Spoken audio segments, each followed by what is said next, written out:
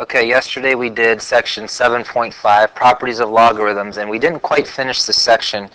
I got down to, I think it was this page here, and we stopped. Okay, there's two screens I need to show you just to finish the section up, and this will just take a few minutes. Change of base formula. I put this in all caps for a reason. This is important to know. Okay, I've told you before that on a calculator, there are two buttons that we use. One of them is lowercase letters LOG. Another one is lowercase letters LN. When we want to use the log button, you can only use that if you have base, what? Base 10. And if you want to use the LN button, you only use that if you have base E. Okay, what if we have another base? Say we have base 2 or base 5. We don't know any way to do that on a calculator. But there is a way that we can take a log base 2 or base 5 or whatever the base is, rearrange it, and then put it into a calculator a certain way, and we can get an answer. Okay, and we're going to use the change of base formula in order to do that. This formula says this. I'll give you a second to write that down.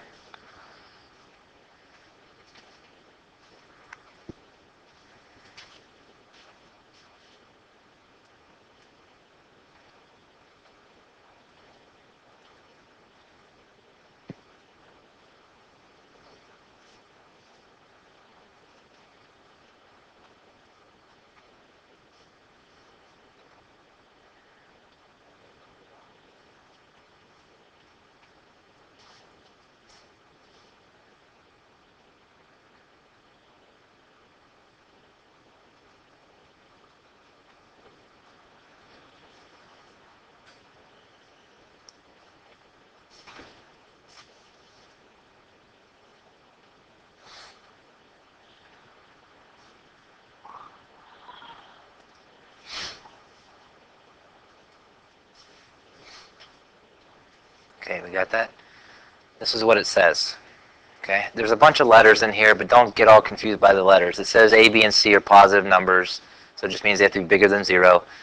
B is not allowed to be 1, C is not allowed to be 1. Okay, don't really worry about that. Don't be concerned because all the examples you're going to see in your homework meet those criteria. Okay, here's what I want you to understand.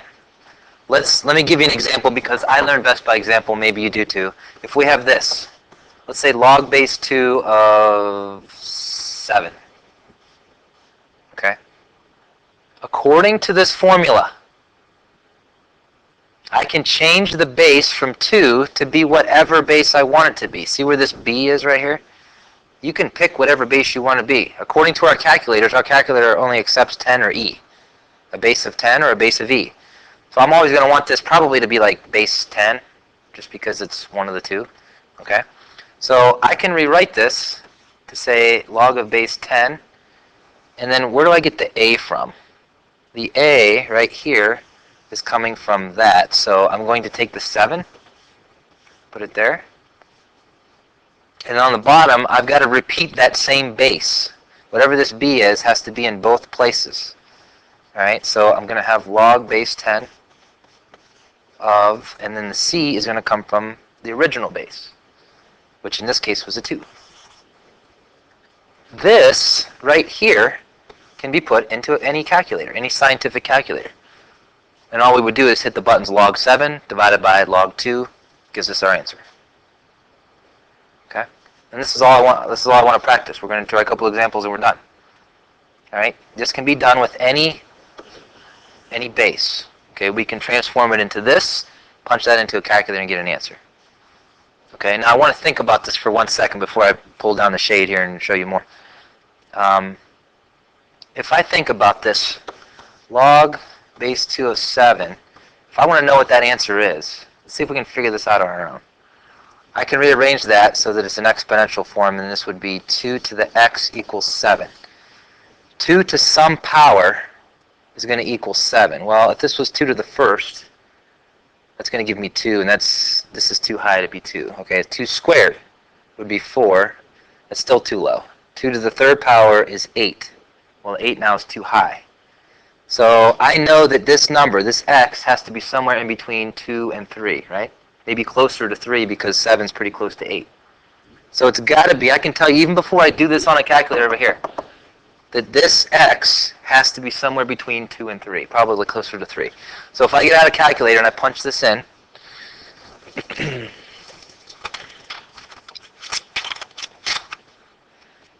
log 7 divided by log of 2,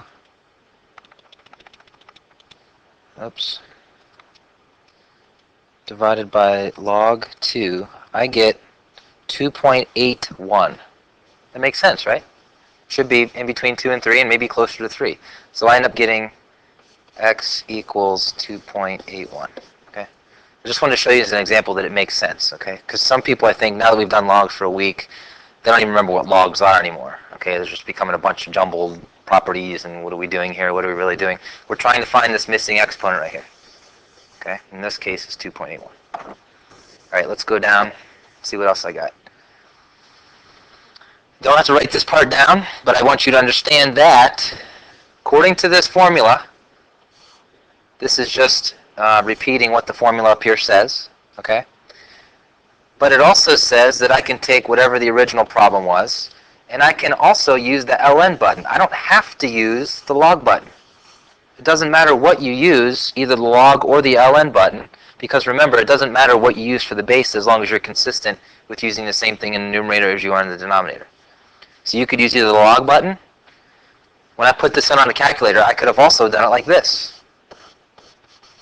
And I would have gotten the same exact answer, 2.81. Okay, you can use either button when you use this formula. Okay, but you need to be consistent with using the same one in the top as you do the bottom.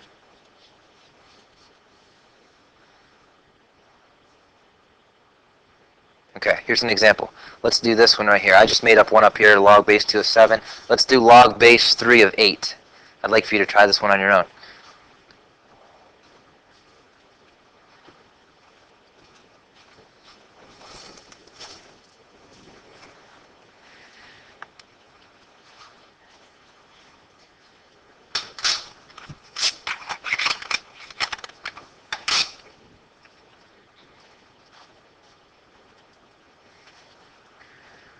Common logarithms is another way of saying using the log button.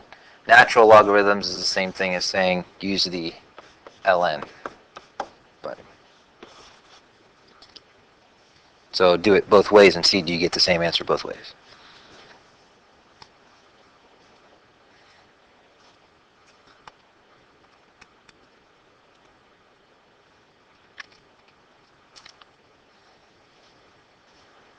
Did you get an answer?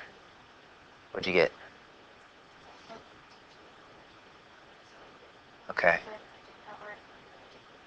You did. Did you get 1.89?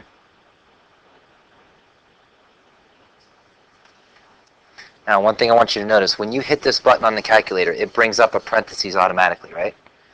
If at that point you put in an 8, and then you hit the divide button, and then you put in log parentheses 3, this is actually, the calculator is actually going to take the log of all of this, which is not what we want to happen.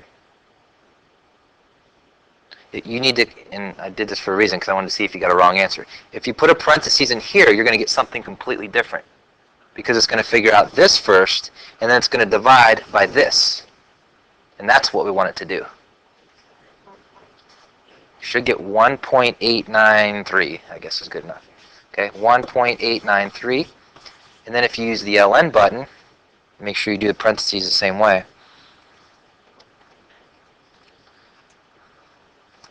We get the same answer. Okay, it's pretty slick.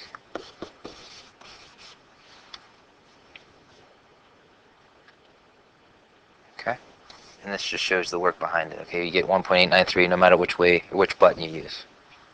Okay, does that make sense? What we're doing? Okay.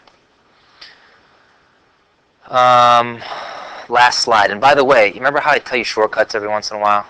I don't always like to tell a ton of shortcuts, but here's how I remember the order and how these go. If I was to draw a line right here, the 8 would be up higher than the 5. That helps me remember, okay, when I'm doing this on a calculator, which number comes first? Well, the 8's higher. Therefore, when I write my fraction like this, I'm going to write it with the 8 on top and the 5 on the bottom. So let's come up with some answers for these.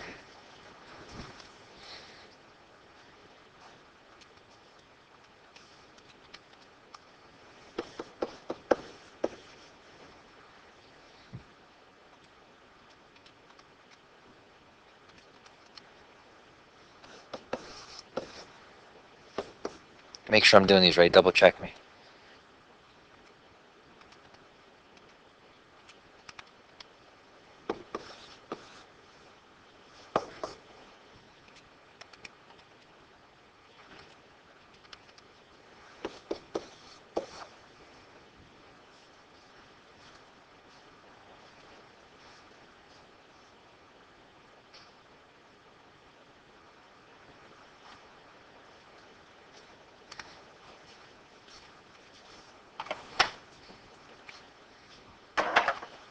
Get the same answers?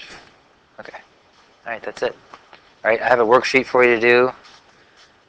You can use the rest of class time to work on that. It's going to be due tomorrow, and it's the same stuff we did yesterday, and there's just like maybe 6 problems at the bottom that have to do with this stuff, using this change of base formula.